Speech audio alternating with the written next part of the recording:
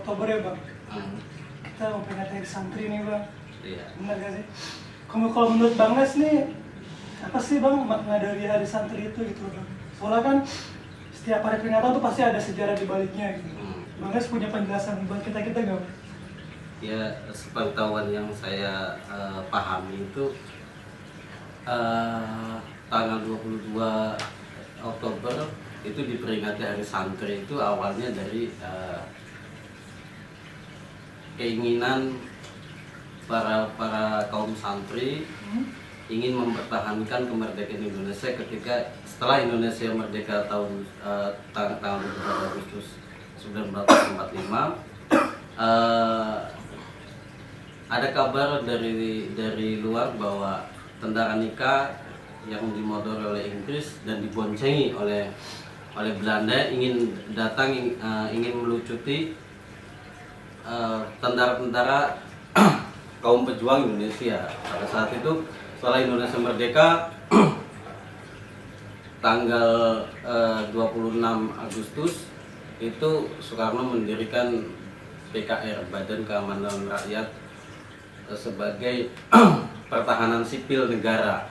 Pada saat itu diambil dari keanggotaan mantan anggota PETA, Heiho, Keboden dan sebagainya, yang dulu tentara-tentara yang telah terlatih oleh di zaman penjajahan Jepang. Nah, awalnya memang tentara Nika itu mereka datang ke Surabaya itu dengan alasan pertama untuk melucuti tentara Jepang yang sudah menyerah ke bersekutu, kemudian membantu penegakan hukum yang ada di Indonesia. Tapi para pejuang terutama seperti Bung Tomo dan yang lain itu mengendus indikasi bahwa Nika itu datang ke Indonesia ingin merebut kembali kemerdekaan. Nah, dari situlah ada kekhawatiran dari tokoh-tokoh bangsa pada saat itu. Soekarno ketika mendengar Nika datang ke Indonesia pun agak khawatir juga. Hanya saja memang dari sisi kekuatan Indonesia pada saat itu yang masih baru merdeka itu secara hitungan matematik sangat minim dari segi peralatan kemiliteran. Namun itikat bahwa kaum santri tidak lagi ingin dijajah itu sangat kuat, mempertahankan kemerdekaan dan mempertahankan kemerdekaan, kemudian tidak mau dijajah kembali itu sangat kuat. Jadi kenapa kok yang kemudian yang timbul itu santri? Memang perjuangan santri itu tidak dilihat dari abad ke-20 saja. Sebenarnya pertempuran kaum santri itu dimulai dari setelah peperangan di Ponorogo tahun 1830 sampai 1835. Setelah Pangeran Diponegoro kalah, kemudian diasingkan, itu rentang waktu dari tahun 1835 sampai 1900 itu ada lebih dari 100 peperangan perlawanan kaum santri terhadap penjajah Belanda yang dimotori oleh kaum sufi, guru ngaji, guru pesantren. Tapi peperangan itu bersifat sektoral saja. Jadi sikapnya hanya individual kecil, kelompok-kelompok kecil, maka sangat mudah sekali oleh Belanda itu untuk ditumpas. Di Jawa, kemudian di Aceh ada Cuk Nyadin, kemudian dibantu oleh suaminya Tengku Umar. Itu perlawanan dari kaum santri, kaum Islam, kaum pejuang Muslim itu sangat banyak. Di Kalimantan juga banyak. Maka di tahun 1905 baru kemudian secara 100% Sumatera betul-betul 100% bisa dikuasai oleh Belanda. Hanya Aceh saja yang sulit untuk dikuasai. Jadi di tahun 1800-an Sumatera itu di kawasan Sumatera tidak sepenuhnya dikuasai oleh Belanda. Masih banyak kerajaan Islam yang berdiri, kerajaan Palembang, kerajaan Aceh dan sebagainya. Mereka masih sangat kuat karena begitu kuatnya kaum santri, kaum pejuang Muslim yang mempertahankan tanah airnya. Nah, balik lagi ketika makna dari Hari Santri itu diambil, kenapa kok tanggal 22 Oktober gitu ya? Itu memang ketika Indonesia mendengar bahwa Tentara Sekutu akan datang tanggal 25 Oktober 1945, akan berlaku kapal perang Nika Sekutu Belanda itu di Tanjung Perak di daerah Surabaya. Soekarno mengutus salah satu ajudannya untuk minta pendapat kepada tokoh ulama besar, Rois Nahdlatul Ulama Hadratus Syekh Hasyim Asy'ari, untuk minta pendapat beliau bahwa Indonesia akan didatangi oleh Nika, dan ketakutannya adalah karena Nika Sekutu itu diboncengi oleh oleh Belanda yang notabene adalah penjajah kita dulu, dan pasti dia ingin merebut ingin menjajah kembali gitu. Nah, makanya kemudian Hadratus Hasyim Asy'ari mengumpulkan seluruh ulama Jawa dan Madura di kantor pengurus besar Ansor di daerah Surabaya, tanggal 21 dan 22. Kemudian memberi minta pendapat para ulama-ulama, berijtihad lah. Kemudian keluarlah ijtima ulama pada saat itu, bahwa keputusannya adalah secara ringkasnya membela kemerdekaan Indonesia, hukumnya fardu ain. Itu yang disebut resolusi jihad. Fardu ain bagi setiap individu, kewajibannya seperti kita sholat, puasa, itu sifatnya fardu ain. Jadi bagi penduduk radius 95 km di wilayah Surabaya, hukumnya fardu ain membela tanah air dari penjajah Sekutu dan Belanda. Nah, di luar lingkaran radius 95 km bersifat fardu kifayah. Jadi kalau semua di luar Surabaya itu ada yang ingin membantu peperangan, itu bersifat fardu kifayah. Nah, pada saat itu, setelah keluarnya resolusi jihad tanggal 22 Oktober 1945, barulah kemudian pemuda-pemuda Surabaya pada saat itu kemudian menyerbu tempat pangkalan pos-pos penjagaan pos-pos penjagaan Tentara Sekutu, yang pada awalnya perjanjian antara Brigadir Jenderal Malabi dengan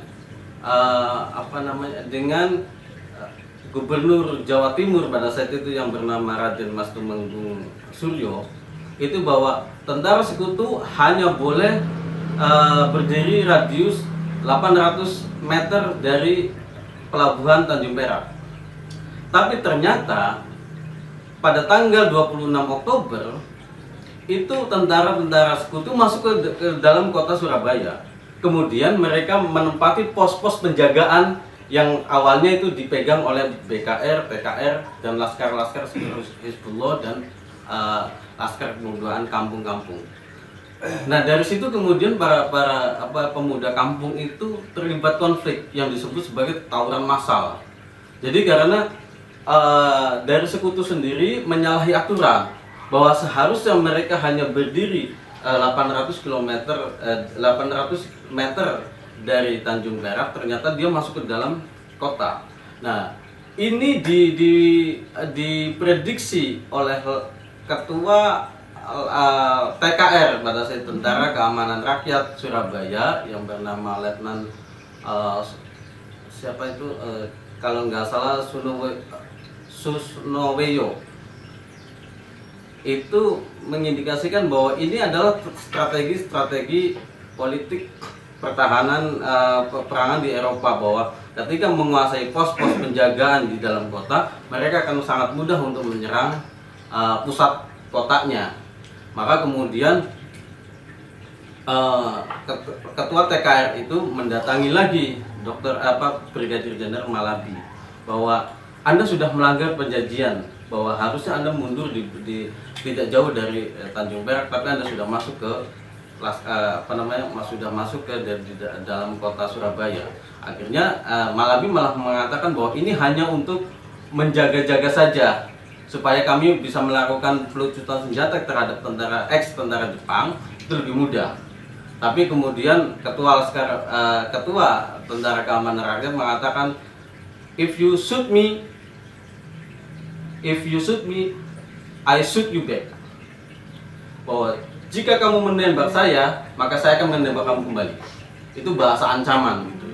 Padahal secara persenjataan juga para laskar TKR, PKR, kemudian Hizbullah, Sabilillah, terus pemuda-pemuda kampus, secara persenjataan mereka juga sangat minim gitu. Dari situlah kemudian timbul pergolakan lagi, semakin memanas. Para pemuda-pemuda ini sangat sulit untuk terkontrol.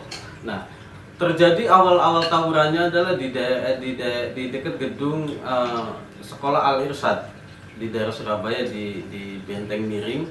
Di situ timbul pergolakan. Di situ dikuasai oleh tentara sekutu dari Gurkha.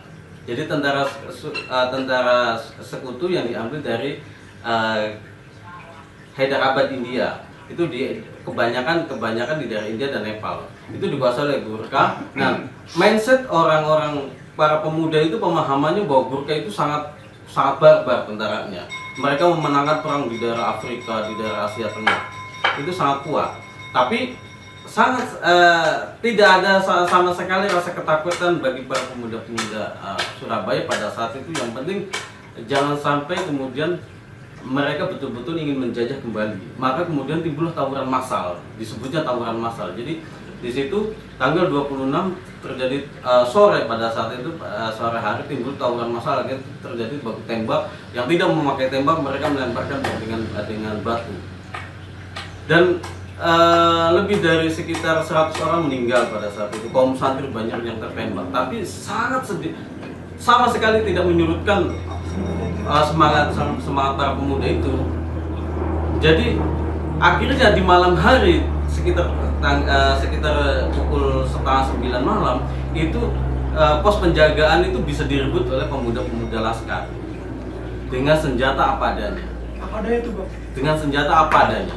Tanggal 27 terus kembali tawuran massal.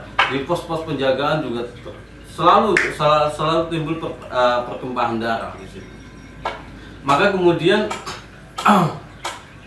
turun ultimatum dari pusat, dari Jakarta, dari salah satu pimpinannya Brigadir Walabi itu memberikan pamflet yang disebarkan lewat pesawat bahwa laskar harus melucuti senjatanya. Barang siapa yang masih memegang senjata dan tidak menyerahkan kepada sekutu maka akan ditembak di tempat. Sampai segitunya.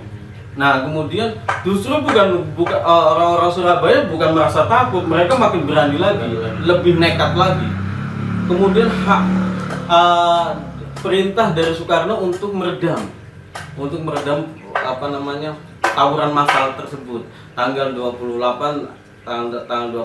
Soekarno mengirimkan telegram kepada pemimpin di Surabaya, baik dari pemimpin PKR, kemudian dari pemimpin Gubernur Jawa Timurnya juga, untuk meredam konflik, untuk meredam tawuran lagi. Karena tujuan sekutu adalah ingin menegakkan hukum di Indonesia pada saat itu. Tapi rakyat Surabaya sudah kepalang tanggung, sudah semakin marah karena sudah juga banyak korban meninggal. Nah, kemudian endingnya pada saat itu ada kelompok-kelompok yang ingin meredamnya dari pihak Belanda, dari pihak sekutu atau pihak Indonesia. Kemudian datanglah ke dalam sebuah rapat ingin memberikan klarifikasi dan mengadakan gencatan senjata.